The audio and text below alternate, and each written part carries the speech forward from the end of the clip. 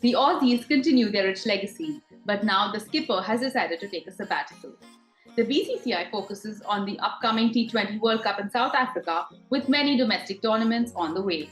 And AYABONGA KHAKA wins a special award at the Cricket South Africa award ceremony. Welcome to the new week at the weekly briefings with me, Chandni. I've got news briefs about all this, along with news updates on the 100 tournament going on in England. So let's hear it all. Aussie skipper Meg Lanning takes indefinite break from cricket, misses the 100. After winning the Commonwealth Games gold medal, skipper Meg Lanning informed Cricket Australia that she will be on an indefinite leave from cricket with immediate effect for personal reasons. And there is no timeline that has been set regarding her return. This means, for beginners, we will not be seeing her playing for the Trent Rockets in the 100 this year. After a busy couple of years and many trophies in her cabinet, the Aussie skipper said that she made the decision to step back to spend some time focusing on herself. The BCCI announces a schedule for 22-23 domestic season. With the ICC World Cup schedule in South Africa early next year, the BCCI has decided that India's domestic season will begin with a senior T20 trophy from October 11th to November 5th, with 37 teams participating in it, divided into 5 groups. Immediately following that will be a 3-day senior interzonal T20 tournament with 8 zonal teams participating in it.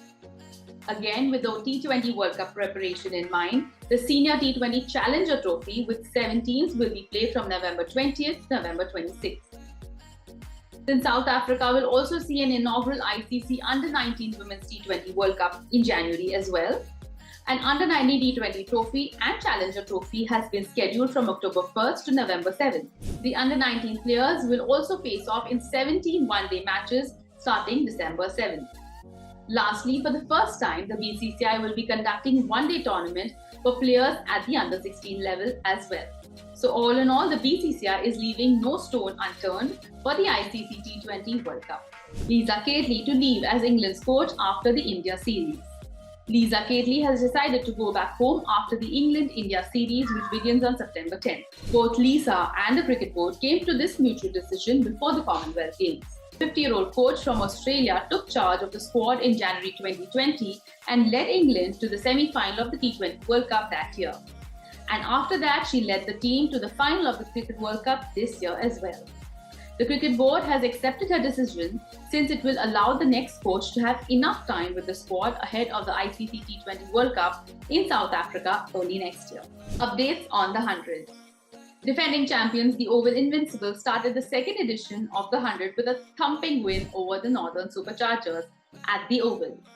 21-year-old Jemimah Rodrigues, with her 4th half-century in the 100, supported by Laura Woolward, scored 143 runs in their 100 overs. But Lauren Finfield Hill, with her 74 not out and a 104-run opening partnership with Susie Bates, stole the show, taking the Oval Invincibles home.